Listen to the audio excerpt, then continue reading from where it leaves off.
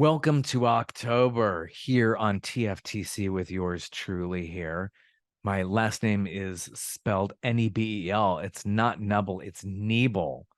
That will probably be the name of my book one day, I'm sure. But if you listen to my episode with pianist Matthew Mayer, we kind of get into that. So some people do go by the shorty. I think as I was explaining in that episode, there was a disc jockey. I don't know if you would call him that, or he was a late night talk show host back up in at WOR in New York back in the day, Long John Nebel.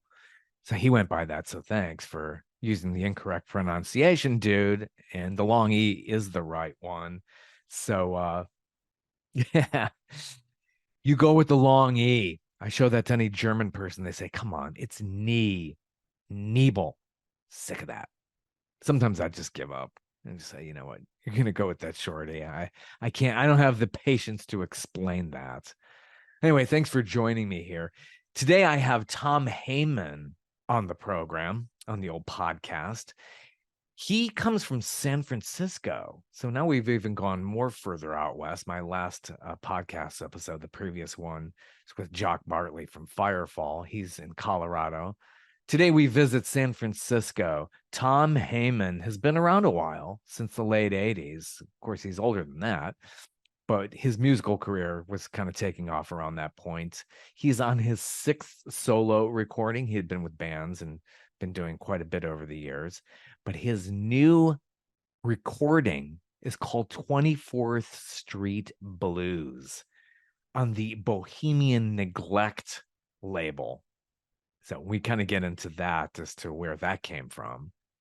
Great release. I urge you to check it out. He's a really talented and very prolific songwriter, inspired by many of the people of the day. But being out there out west, he's got a lot of intuition about what's gone down in San Francisco over all these years, and has done a remarkable job on this release. A lot of good tracks, like a lion, quit pretending, good stuff. So I really I urge you to go out there and get it. We talk about this track called Barbara Jean, which I thought was kind of a Tom Petty vibe, but he's not really going with that. 24th Street Blues, the title track, is just amazing. Really makes this recording just really fabulous.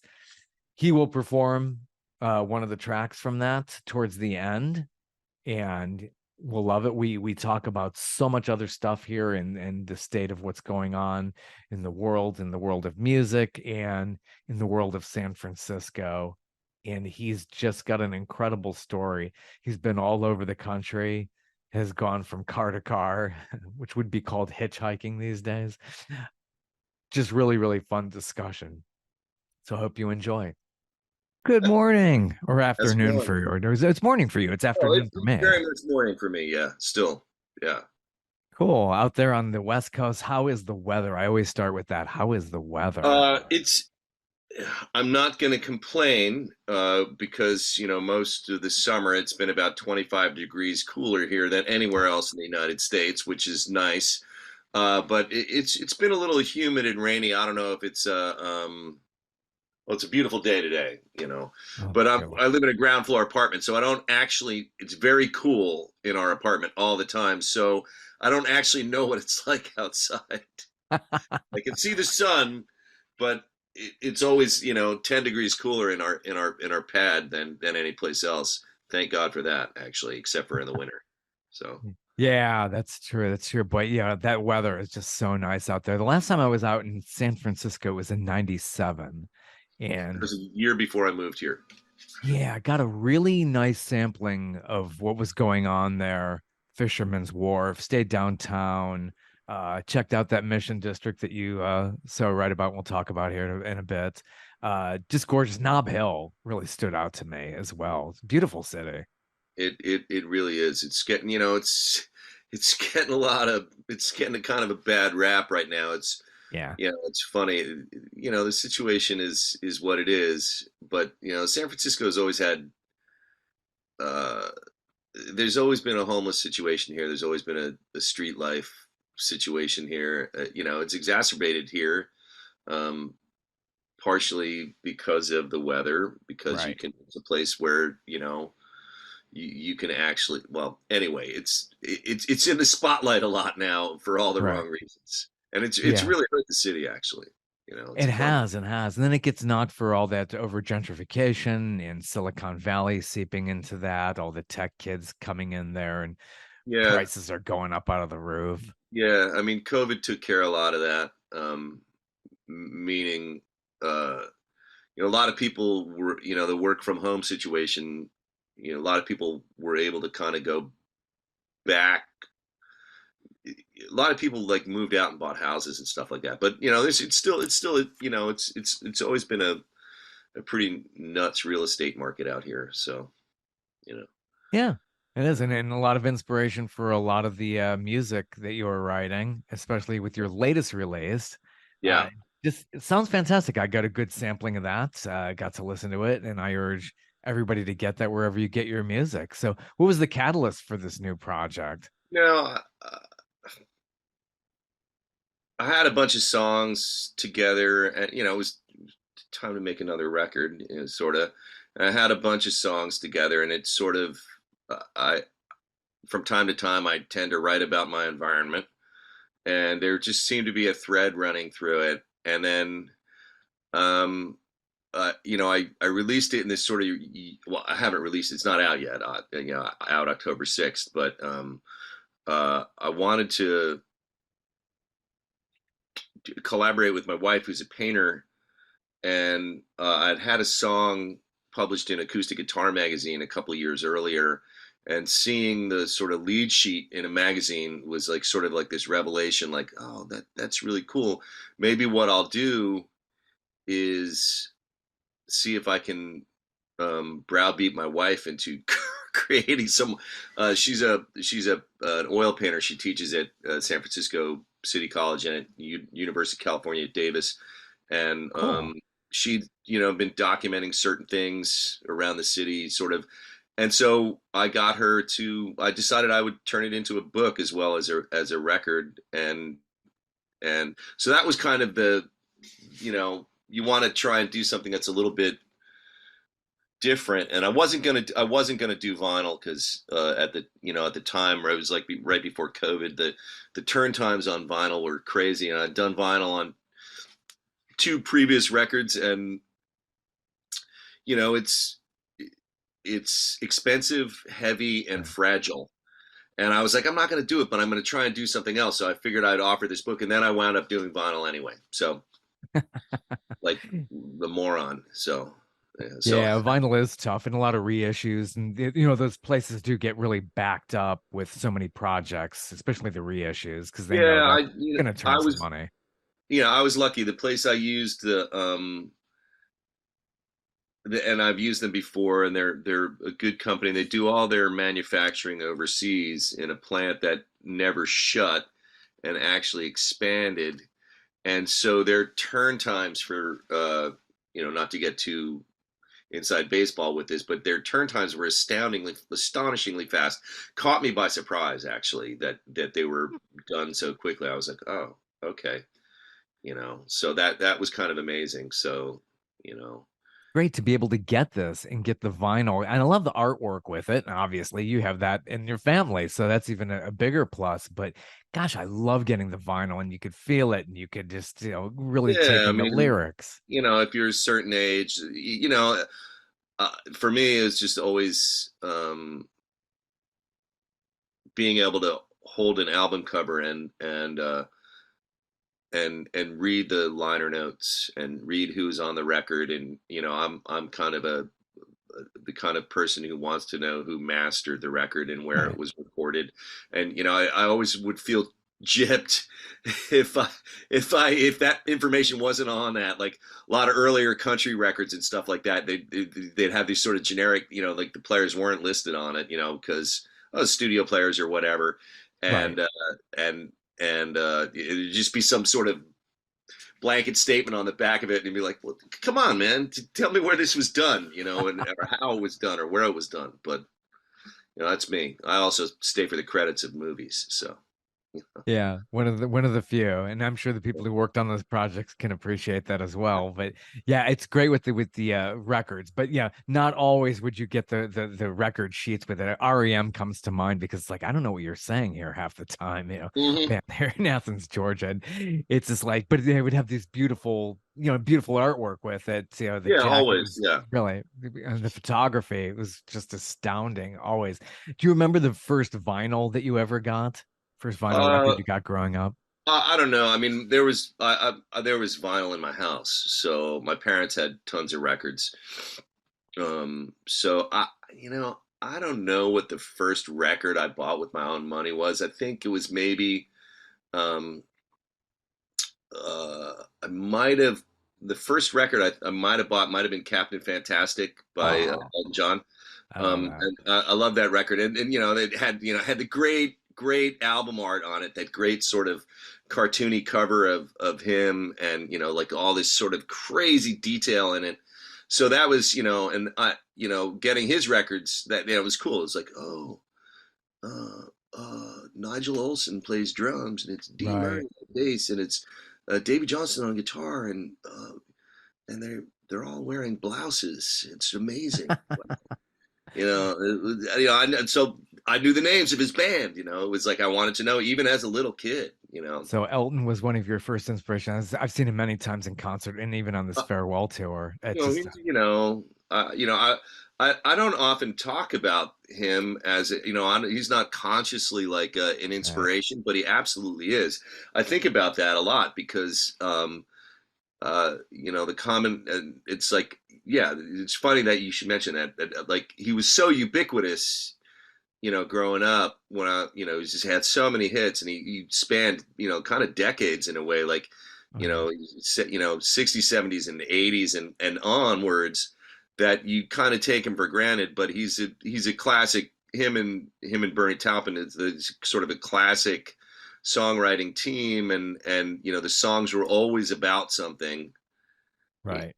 And later, I'm a huge Leon Russell fan, and Leon Russell is such a, Elvis Elton John, modeled Right. himself so much on Leon Russell, that when I started sort of being conscious of, like, of really going for stuff that I was into, that was like the direct line between Leon Russell and Elton John was like super obvious to me. Did you want to play like Elton John material when you were younger? Did you try to get into the Well, piano? it's funny that you mentioned that. I took piano for about, I don't know, maybe about a year, when I was quite young. We had a piano in our house. My dad played piano, and it was just like there was this thing. It was like, hey, your kids are going to take piano lessons, and my older sister took them, and I didn't stick with it. I we all went to this teacher that, maybe she was good, but she wasn't the right person for me. And of course, I wanted to sit down at the piano, and I wanted somebody to show me how to play Crocodile Rock. But Right. no, that's not how you do it. And there's a method, and you learn this, that, and the other thing. And Mary Had a Little Lamb, and you work your way towards these classical pieces. And it's just like I found it really uninspiring and stifling, and if I'd had it better, I just wish I'd stuck with piano. I wish, I wish I'd made my parents had made me stick with it. But in a way, it's cool that they didn't. I don't know why I stopped taking lessons. It's unlike them to allow me to give up on something, but I was young and whatever, I didn't like it. And Yeah. I wish I had. And yeah, of course, I wanted to play like Elton John, but no, that wasn't on the cards. I don't think she could have taught me how to do it. This particular teacher could have taught me how to do it if she wanted to. It wasn't her thing. It wasn't her method. So you know. Yeah, that kind of structure, kids kind of resist that. They kind of have to be in control of what their interest is outside Well, of I mean, school. I don't think I don't think I had any. I really loved music. I don't think I had any particular um, aptitude for it. Uh, I'm not sure that I do to this day. But some kids would just be good at that, at being shown how to do something and do it and have it. I didn't have it, and the way to get to me, which I learned later, was to teach me what I wanted to learn how to play, Exactly. you know. And you know, a good teacher would find out what you wanted to learn how to play and try and teach it to you, along with your you know the lessons that you have to give. But anyway, this I'm not throwing this I'm sure now deceased piano Probably, teacher under yeah. the bus. She had her method, and she was clearly very successful. She had a lot of students and stuff like that. It was just torture for me. Yeah, and it usually is for kids, and then you get older and you're like, oh man, I'd be so much better if I just paid attention and got into it. But Yeah, I mean, I did yeah, learn. I did learn how to read enough music. You know, that was one of the things, and so I, I can read music on a very, very, very rudimentary level now. So, like, if you throw you know a page of music in front of me, I can pick out the notes on the staff, and that it's not super helpful, but it's a little bit helpful. You know. so your sixth solo project is coming out October 6th via Bohemian Neglect. Is that Yeah, your label? that's my imprint. Yes. Very, very apropos for the area. I 24. guess, yeah. It Oh, was just yeah. it was an expression I came up with to describe a friend of mine's teeth. But, that's pure bohemian Yeah. neglect. It's a man. It's it's a wonder he still has teeth in his head. Uh, and then it just seemed like a label name to me. So That's good. Not good for the heart to have teeth that might be rotting out. yeah, It's not good. Not good at all. 24th Street Blues. Obviously, that's 24th Street, so yeah, that's it comes from that, and of course the title track as well. It yeah. comes from that. So yeah, very very nice. How did that chord structure come about when you were putting together that title track? You mean like how did I come up Your with that chord melody, yeah. structure?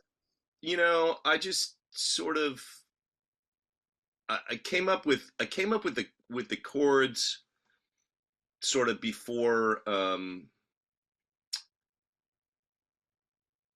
I came up with the actual riff and this that's at the top of the song that sort of that Mm. and so I sort of had a sort of a very skeletal approach to how the song went and and then it sort of sounded like the riff sounded too close to the verse, so I changed it to I put a minor chord in it, uh, a minor five chord, and just to give it to differentiate it from the rest of the song. And then the B structure is just it's a trick of just you know it's not a chorus, it's not a bridge really. It's an A section and a B section, and it's kind of in a different key, and it's just sort of a Beatles trick, kind of. Little Beatles inspiration there. I know Yeah. it's a little bit of folk inspiration there too. You must have grown up with some Oh, folk in the house as well. huge thing. I refer to this song as sort of maximum Lightfoot. I was a Yeah. there's a, Gordon Lightfoot was a big he was big around the house. Just because I don't know, Sundown was such a huge album, and it was like a favorite of my parents. And then the Gord's Gold compilation that came out before Sundown that collected all his sort of songs from before he was like a superstar. He was a star, but not a superstar. Um, and so that those two records were kind of really big around the house, and Hmm. Yeah. I also like Beautiful. Har- Yeah, Har- he's amazing. yeah, and so that like the sound of the acoustic guitar, and he's such his another guy. His songs are always about something, and it's he's a wonderful guitar player. So I don't know. It's just like yeah, folk music was a big deal, Yeah. for various reasons. Yeah, I grew up in Cleveland, Ohio. He was very big there because he was from Canada. Came across Yeah, the pond, the little pond known as Lake Erie. So he yeah, was huge. I remember just being in the 1972 Pontiac my dad had, and Sundown came out. It was just like yeah. so huge. It's just like that. The It's a great. memories. It's kind of a Yeah, great. It's a really really great sounding record too. the whole It's thing.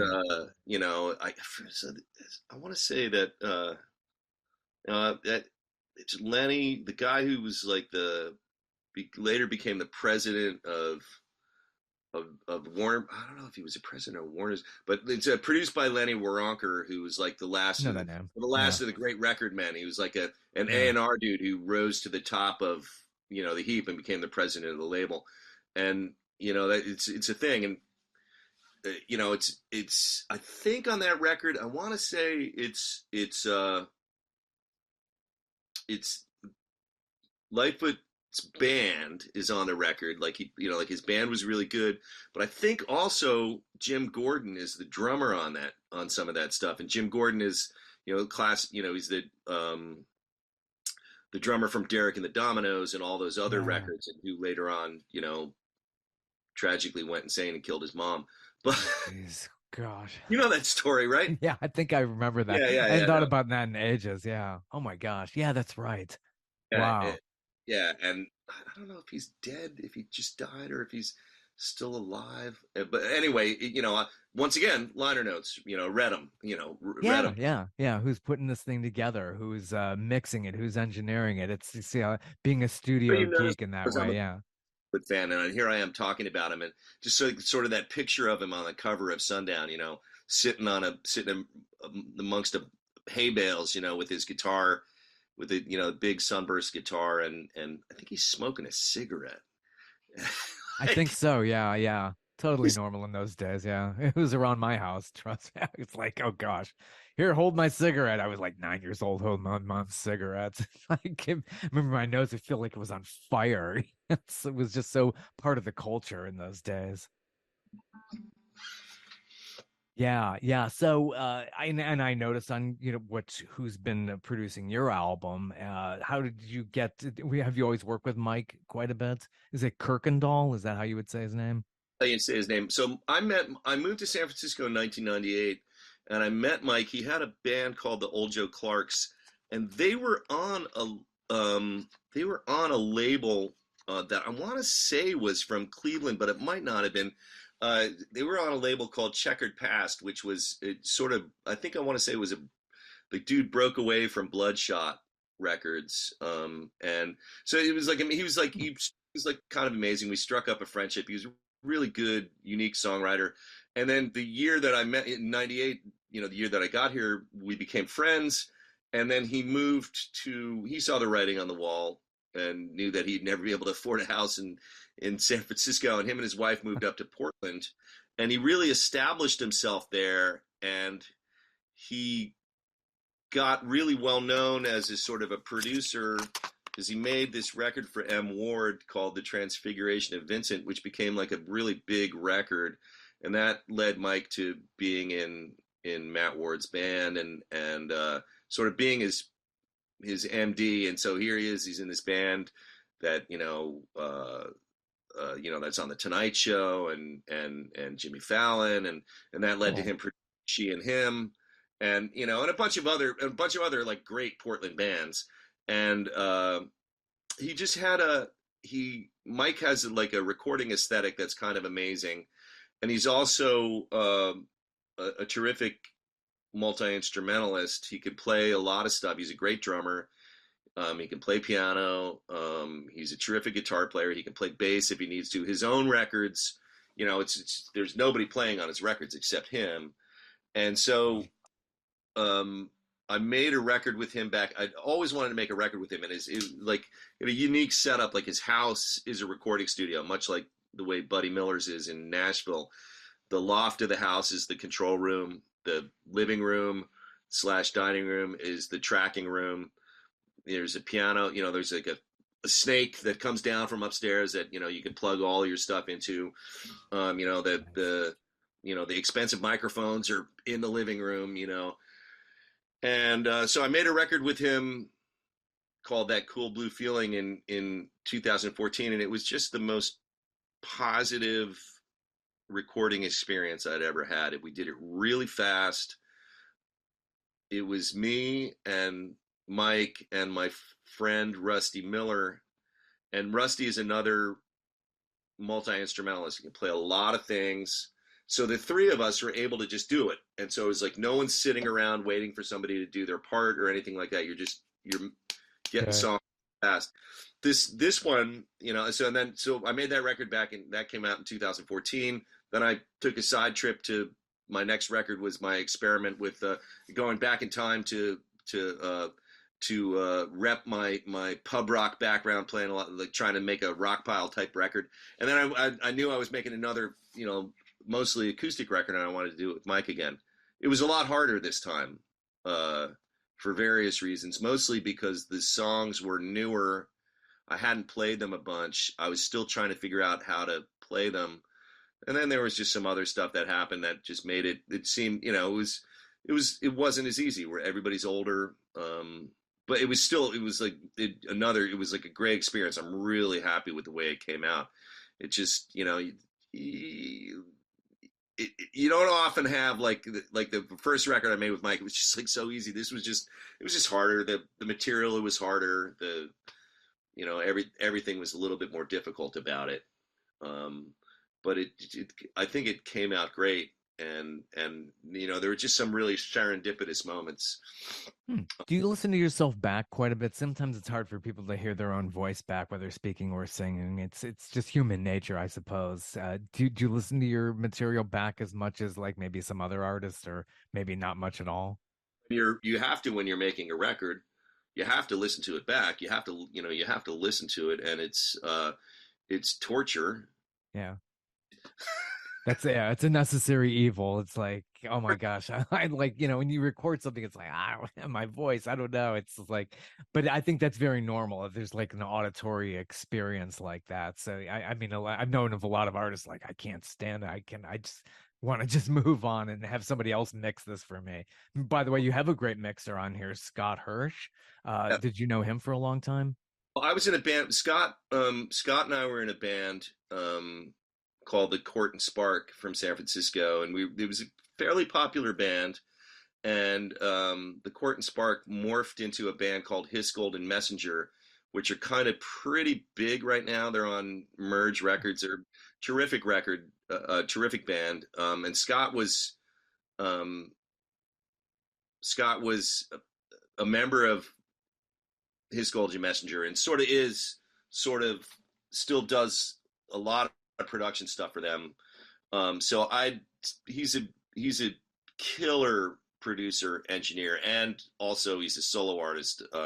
We're good friends. I knew that I wanted him to mix the record. He understands my aesthetic, and I knew he would bring something else to it as well that I wanted. I wanted an X factor, and I stayed well out of it. He got the mixes, and it was just, I trust you, do your thing. And it was Scott who did stuff like adding the Leslie effect to my pedal steel on 24th Street Blues, and other cool things. I was like, oh yeah, that's exactly right. That's why you got the job, because you would like that, so. Yeah, you passed the audition for sure. That's fantastic. Standout track to me, it's just amazing to me. A standout track to me is Barbara Jean. Is this a character that or a mixture of people that you've known, and Not really. That's how you wrote it? Well, I mean, Barbara Jean's not a real person, but it was inspired. It was inspired by so my mother-in-law around 2008 was diagnosed with, well, she wasn't you don't get really, she had dementia. She lived in Folsom, which is about 30 minutes east of Sacramento. And so for the first several years that she had that diagnosis, my wife and I were driving from San Francisco up to Folsom a lot, because we resisted taking her out of her house for as long as we could. It wasn't going to be an easy thing. So it was this incredibly hard thing. And it's a thing that people go through, taking care of someone who is incapacitated either by dementia or some other form of illness. And we don't have, and it just does things to people. So I used that as a framework for this song. How like a family illness can sort of completely upend your life, and you go from being a child to your parent being the dependent. And so I used my experience of of dealing with that, through my wife, who did, I don't want to say that I did more than I did. It was an incredibly taxing experience for Right. her. So I used that experience as sort of as a framework for the song. Hopefully that's obvious in the song, that it's about that. Yeah, yeah. I get a little bit of a Tom Petty vibe in some of the work too. Have you really gotten into him? He had talk about San Francisco. I listened to a lot of that material that he recorded there. His Bill One Morrison. Night Stands. Oh my gosh. I love Tom Petty. Yeah. I don't acknowledge him as an influence just because he's just kind of there. Meaning it's like, if you turn on the radio and he's there, of Yeah. course. And so I'm not thinking about him when I'm making something necessarily, but certainly the way he's the fact that he's not making records anymore is Oh, is that he's gone, and we don't have this, like this thing anymore, making these amazing records is such a tragedy. you know yeah, yeah. It just hits you. It's like, wait a minute, he's gone. Because he produced so much when I was growing up and well into my adulthood. It was like he's so busy. I mean, he worked so hard and that just and constantly. when you like the radio sort of went away for people his you know of his stature. It just sort of became not a thing anymore, and it didn't stop him from continuing to make records and continuing to make like kind of just killer records, like way past his hit making days. And just like there was just as much care and effort going in. Like Mojo is such a great Yeah. record. uh yeah, I mean, I he's the best. The Yeah, best. amazing. Amazing. It's like comfort food. Every time I just put him on like Spotify or something in the playlists, like, why, it just really, really hits very, very well. So, Very yeah. artists do the thing that he did that was kind of amazing, was that lyrically he would do a lot with not very much. Like, meaning there sometimes his lyrics are almost like Zen koans. There's like there could be so very little in them, you know, Right. and they just have such an impact. Um, there's a bunch of songs like that where it's like, oh, there's a story there, and it's sort of sketched out in such a minimalist way that it's kind of amazing.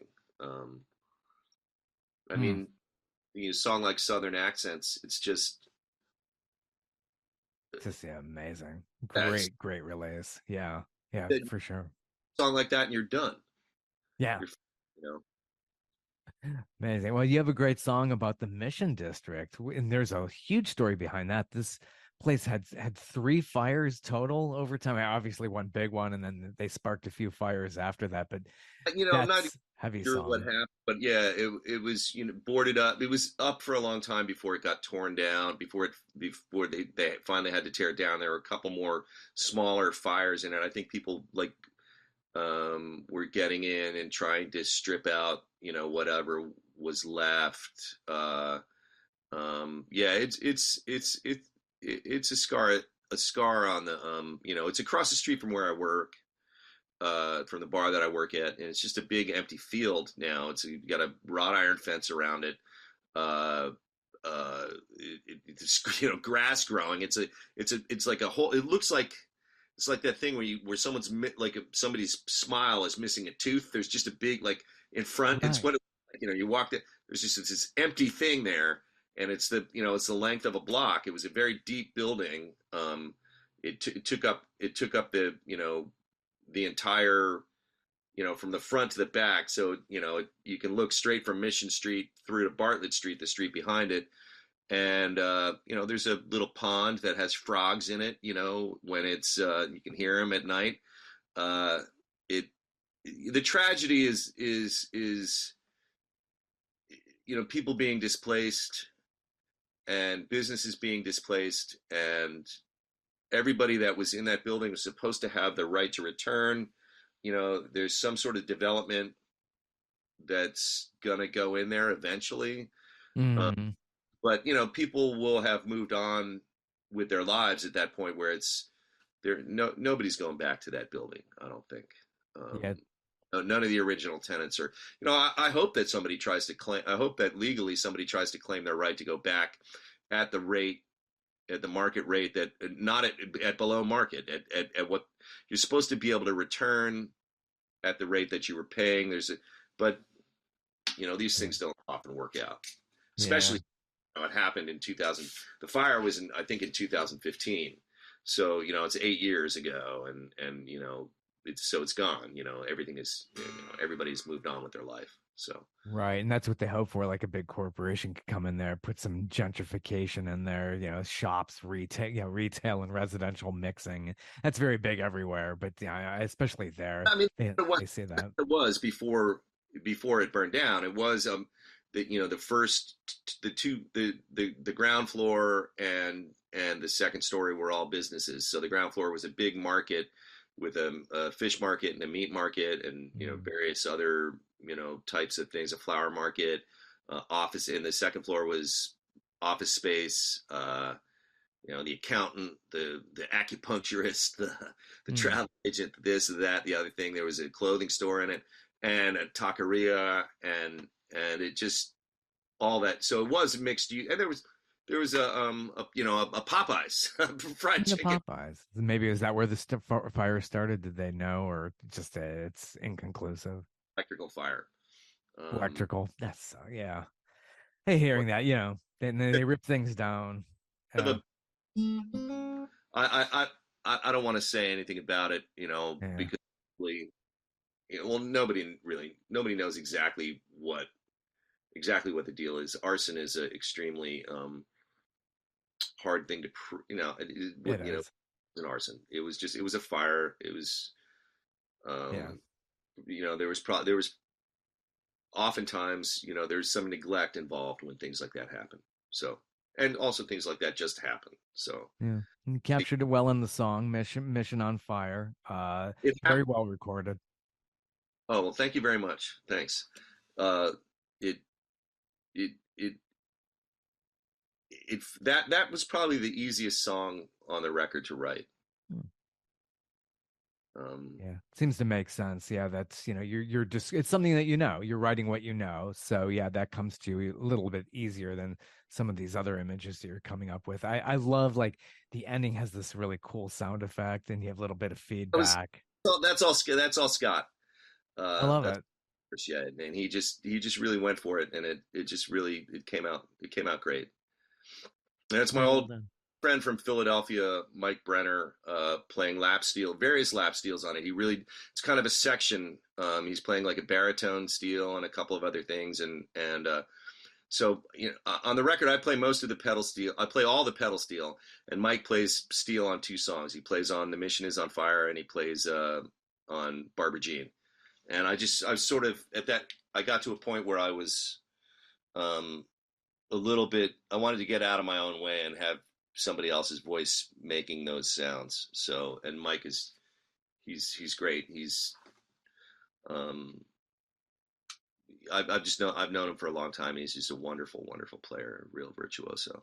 Yeah, you were in Philly. Now, how did you get to Philadelphia? It sounds like you've been in a lot of places. I think Uh, you were in central Maine and then you ended up in I was in Philadelphia. Maine. I grew up in New Jersey. I was born in Brooklyn, New York. Both my parents are from Hmm. Brooklyn. Um, grew up in New Jersey. Went to college in Maine. Started my sort of professional career with a band called Go to Blazes. We made a whole bunch of records, and we wound up in Philly. The band kind of started in Washington D.C. for no good reason, sort of the family connection, and then we wound up in Philadelphia because we had some friends there, and we realized you could get a house very cheap in Philadelphia, and it was very centrally located and very easy to get around. So we made a bunch of records while we lived in Philly, and sort of the career sort of started there really, and and so it was just that's how we wound up in Philadelphia, and it's still one of my favorite cities. It's an absolutely great city. I just had to leave when I had to leave because I had to leave. Yeah, sometimes yeah, that's how bands are. It's like, okay, it's time to move on. I want to go solo and just explore other things, or maybe even come back together. It's always interesting to see the trajectory of that as that occurs. So, and then yeah, you went out west. Yeah, I mean, I'm chasing a love affair sort of, and also needing to be not uh to not be doing trying to do my own thing in a place where everybody knew me. I felt like I felt like I had to do it away from, and it is probably a very very mistaken thought, but I just felt like I needed to do it somewhere else. I needed to reinvent myself, and going, however many thousand miles away was a good way to do it. So um, here I am. Why not? I've lived here longer than I've lived any place now, and it's funny. Yeah, 25 years in San Francisco, and you've probably seen a lot of changes in the quarter I century, mean, I'm sure. I guess if I'd been anywhere, if you're anywhere for 25 years, you're going to see things change. I just happen to be Sure. here, and and the world is accelerating really, really fast now. It's not just San Francisco. It's just the sort of the rise of the internet and smartphones and everything. It's just accelerated life. It's like it's just sped up. Stuff that used to take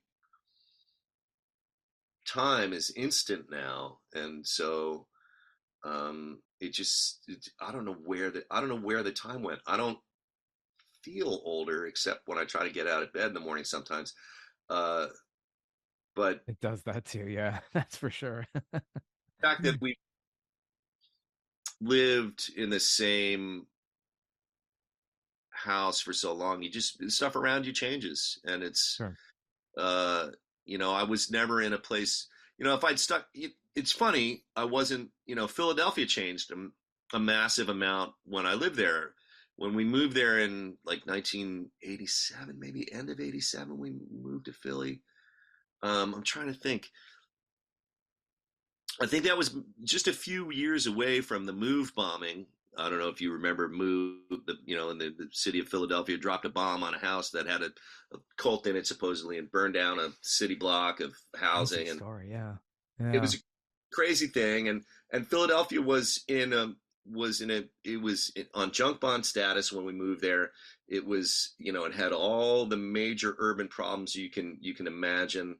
Uh, it was a sprawling kind of wild place, and it went through this massive change in the 10 years that I was there, and it's a very very different city. I just kind of left. I wasn't perceptive enough. Like, I knew things were changing, but I didn't see it the change in Philadelphia the way I saw the change in San Francisco. Yeah. I see it when I go back, uh, but I've been here so long now that you just see things change, and it's kind of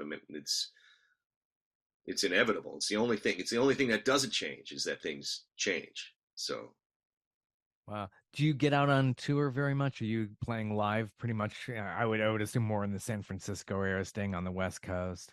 but I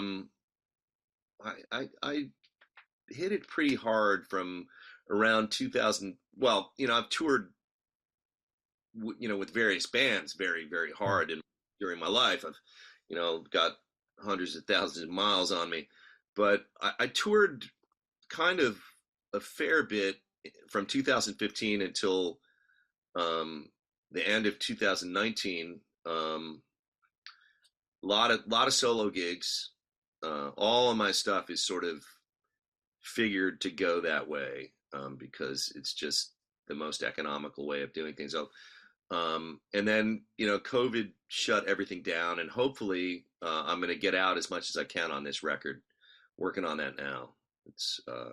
But the everything ended in 2020, and uh, so to answer your question, yes, I did, and I hope to again. Yeah, that's about it. I think it's where a lot of people are. COVID was like the divider there.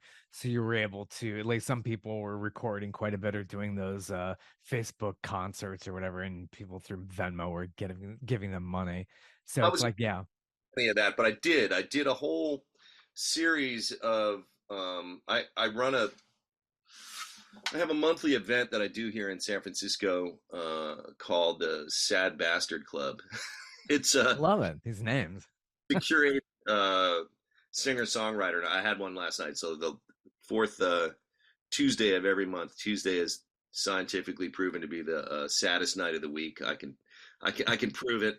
And so it's like this singer-songwriter thing that I do. And when COVID shut everything down, a buddy of mine and I turned it into a sort of a TV show Oh, that's on YouTube. So I had keys to the bar where I work. We went in there, did it, invited guests down, and so it was sing a song, do an interview. I think we did 30. I think we have over 30 hours of individual shows. Our first guest was Peter Case. We had Chuck Prophet. We had wow. uh, Paula Frazier from Tarnation, a bunch of other like great people. Kelly Stoltz did one, um, and it was really really fun. It was really hard work, and it's on YouTube. Just look up Sad Bastard Club, and so that's what I did in lieu of a Facebook Live sort of thing with people's name, with comments streaming on the screen. This was shot. It wasn't live. It was filmed and then edited it into like the first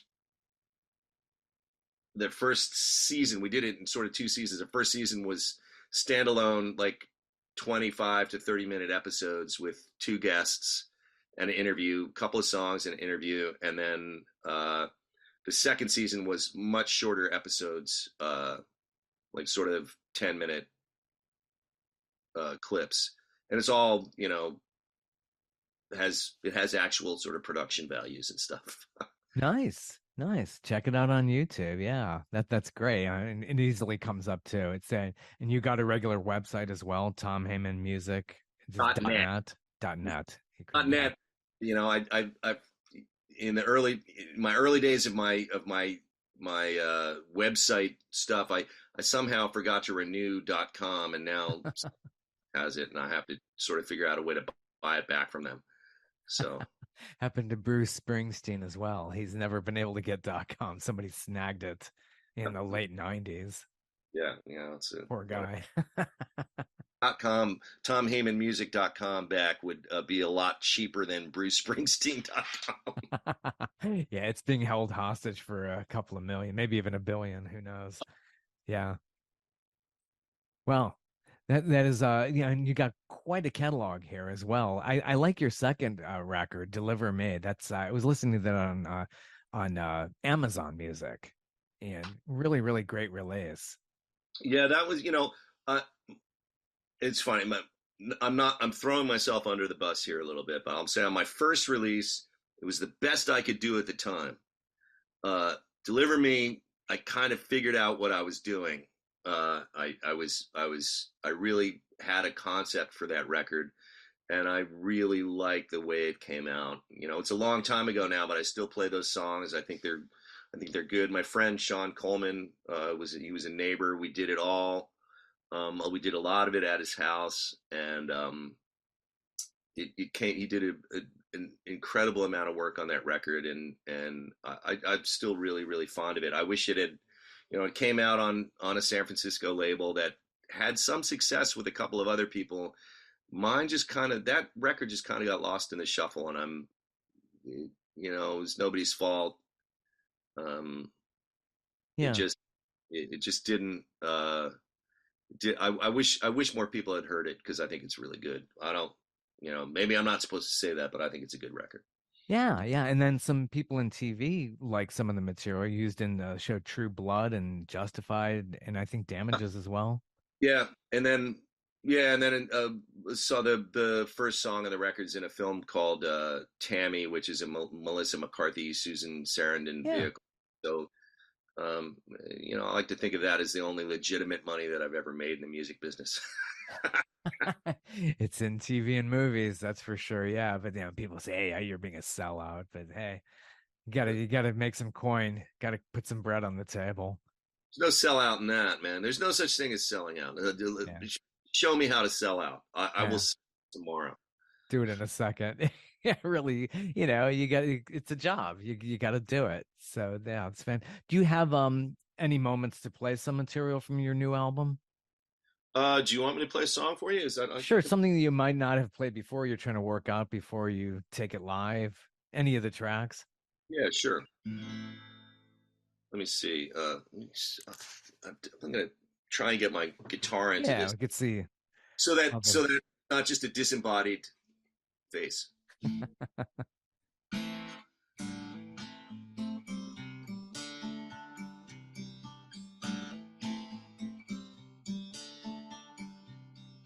Down on 22nd Street, there's a deep hole in the ground. It won't be there much longer now.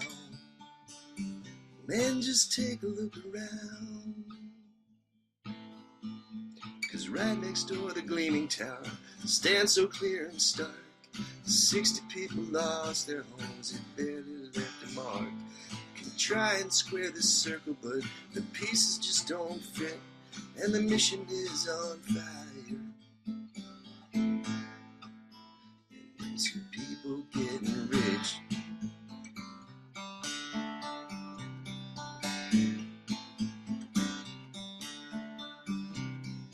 Downtown in some panel room, they're looking at the plans, working on the optics now, pouring drinks and shaking hands. You can say, but for the grace of God, calculate the cost. Spain fight the battle when the war is already lost. Someone's sitting on a gold mine, just waiting for the pitch, and the mission is on fire. And there's some people getting rich.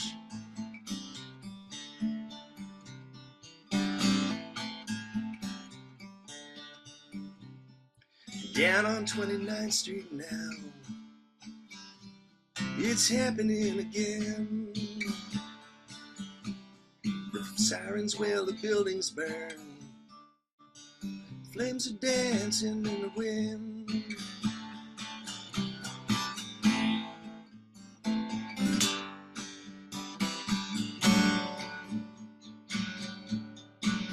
Folks just go about their business as the afternoon drags on.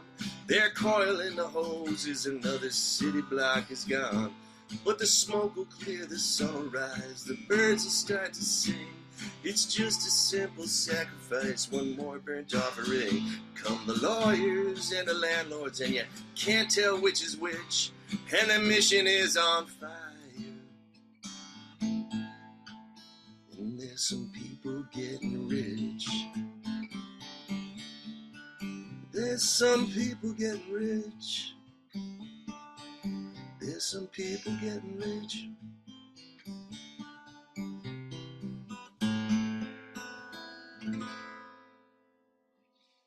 Excellent, excellent. Yeah, that song's a real standout for me. Definitely, it tells a really, really good story. This is your sixth solo recording, 24th Street Blues. And it should be available now through your website. And now you can get this on vinyl in this beautiful 60 page book that your And wife has all worked on. Bandcamp as well. Bandcamp is the greatest thing ever. It's a really terrific site. I love it. Um, and so you be able to get anything from me on that. The book will be available there. The vinyl, the CD, or a download, or different bundles. Buy them together, save money.